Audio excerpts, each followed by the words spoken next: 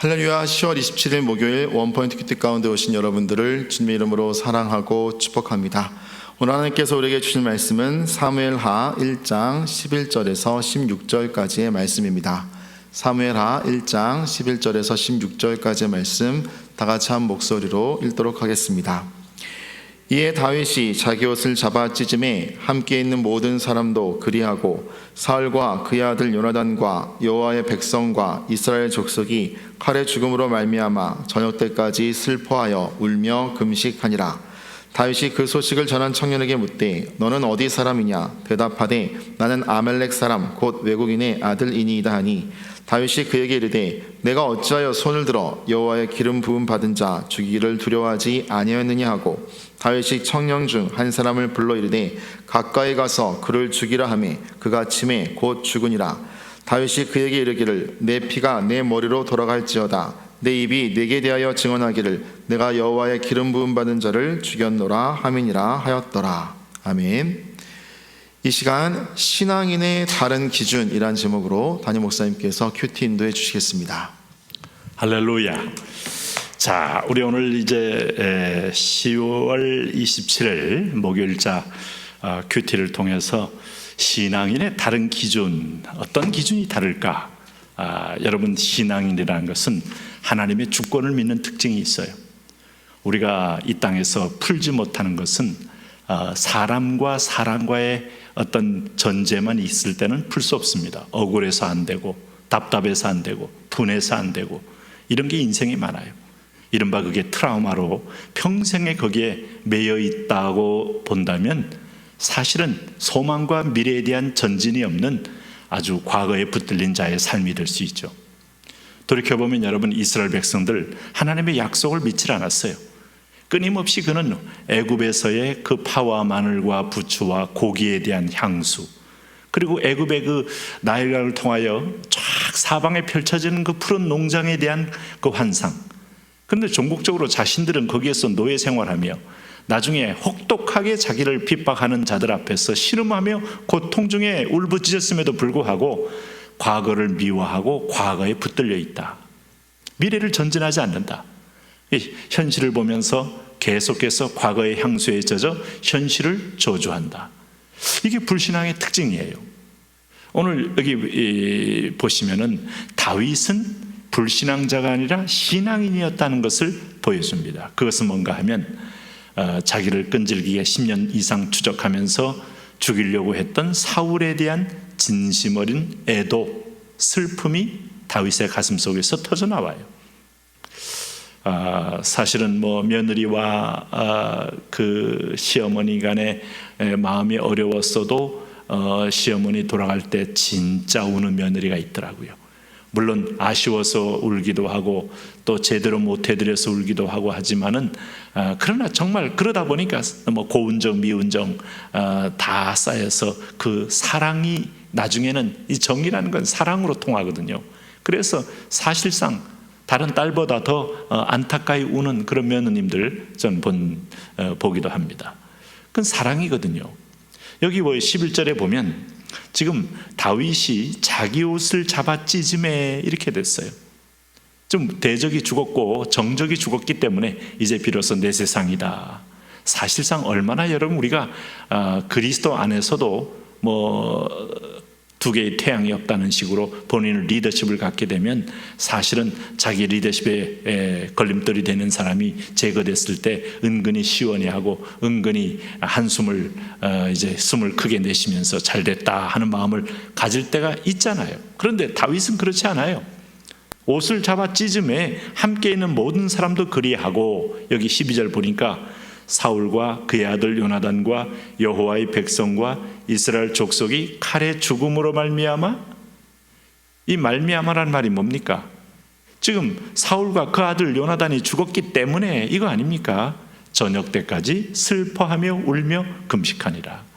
이것은 결코 쇼가 아니었다. 진심 어린 다윗의 눈물이었고 애통이었고 그리고 슬픔이었다는 걸 보여줘요. 그러면서 오늘 이 청년이 과연 정말 사울을 죽였는가 하고 찬찬히 한 번 더 점검하지 않습니까? 이때 다윗의 이 13절 14절 말씀 보니까 그 청년에게 물어요. 그 소식을 전한 청년에게 묻되 너는 어디 사람이냐? 대답하되 나는 아말렉 사람 곧 외국인의 아들이니이다. 자, 아마 이 청년은 진솔하게 얘기했는지 모르지만 블레셋과 아말렉을 너희 가운데 다 쳐서 도멸하라 하는 말씀의 대상자가 된 청년이에요. 그리고 분명한 것은 우리가 어저께 큐티에서 뭘 확인했습니까? 이 아말렉 청년은 자기가 죽이지도 않았지만은 이 사울의 목을 따가지고 가고 사울의 어떤 그야말로 그의 인장과 그의 뭐 그런 걸 가져가면 다윗이 크게 기뻐하고 자기에게 논공 행상의 상을 주리라고 기대한 거죠. 그런데 다윗은 전혀 다른 기준을 갖고 있었다. 그 기준이 뭡니까? 우선 14절에 계속 묻습니다. 다윗이 그에게 이르되 내가 어찌하여 손을 들어 여호와의 기름 부음 받은 자 죽이기를 두려워하지 아니하느냐? 다윗의 기준은 사울이 반드시 살아있는 것이 내게 유익하다, 유리하다 이런 뜻은 결코 아닙니다.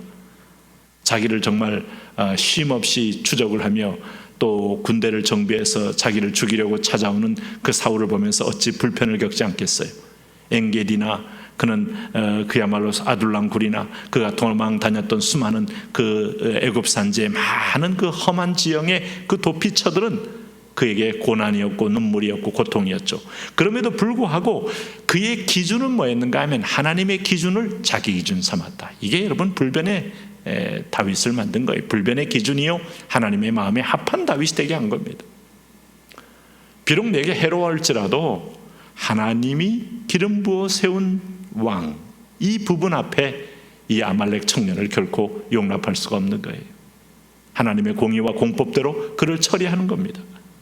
그래서 보세요. 15절 말씀 뭐라고 지시합니까? 이 청년은 지금 잔뜩 상을 받기 위해서 기다리고 있는 가운데 다윗이 청년 중 한 사람을 불러 이르되 가까이 가서 그를 죽이라 하매 그가 치매 곧 죽으니라. 자, 참 재미있는 장면이죠. 이 아말렉 청년은 거짓말로 상을 받기를 기대했지만 자기 기준이었습니다. 자기 생각이었습니다. 자기 판단이었죠. 그러나 하나님의 기름 부은 이건 다윗이 계속 말하는 하나의 일관된 태도입니다.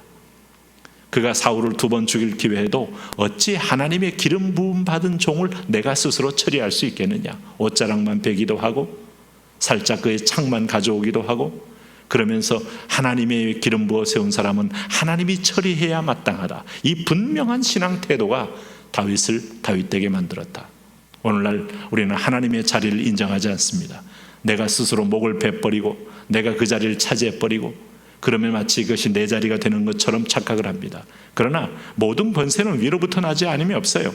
하나님이 허락지 않으면 3일 천하로 끝나는 경우도 있고 화무 11홍이요 금방금방 다시 똑같은 보복을 당하면서 그 자리를 패퇴하여 물러나는 경우 역사에서 얼마나 많습니까? 오늘 16절에 다윗이 또 얘기하지 않습니까? 다윗이 그에게 이르기를 내 피가 내 머리로 돌아갈지라 내 입이 내게 대하여 증언하기를 내가 여호와의 기름 부음 받은 자를 죽였노라 함이니라. 참 아이러니하게도 오늘 이 아말렉 청년이 자기 입으로 이런 말 한 그대로가 내 피가 내 머리로 돌아가서 너는 하나님의 기름 부음 받은 사람을 죽였으니 너도 죽어야 마땅하다 하는 스스로 형벌을 자신이 입증한 셈이 된 겁니다. 그리하여 오늘 15절에 그 청년 중 한 청년은 한 사람으로 말미암아 그가 치매 곧 죽음을 이르게 되는 거예요. 사울과 요나단의 죽음 앞에 이 죽음을 해석하는 잘못된 거짓말로 인하여 이 청년도 그 앞에서 심판을 받는 모습을 볼 수 있어요. 우리는 어떤 상황에도 하나님의 기준은 매우 선명합니다. 내가 세운 권위 질서에 대해서 인간이 함부로 무너뜨리기를 원치 않아요. 그리고 하나님의 기준은 악한 것도 그 쓰임에 적당하게 하기 때문에 도망가거나 회피하거나 현실 부정하는 거 원치 않아요. 묵묵히 견디며 연단하여 승리하기를 원해요. 정면 돌파하기를 원해요. 그러니까 하나님의 기준이 있어요. 그게 훈련이고 연단이고 나를 정화시키는 작업이기 때문입니다. 다윗은 사울 때문에 비로소 왕다운 훈련을 받습니다. 하나님 의지하는 훈련을 받고 신실하게 하나님을 전적으로 맡기는 훈련을 받고 13년 도망다닌 여정은 그가 왕이 됐을 때 전국을 완벽하게 파악하는 그야말로 야전 사령관으로서의 자리에 서게 만들어요. 다 유익한 거예요. 오늘도 하나님의 주권 앞에서 현실에 도망가려고만 하지 마시고 현실에 하나님의 선한 손길을 깨닫고 직면하고 뚫고 승리하는 저와 여러분 되시기를 바랍니다. 하나님, 그런 은혜와 그런 믿음과 그런 사랑으로 승리하게 하여 주옵소서. 예수님 이름으로 기도합니다.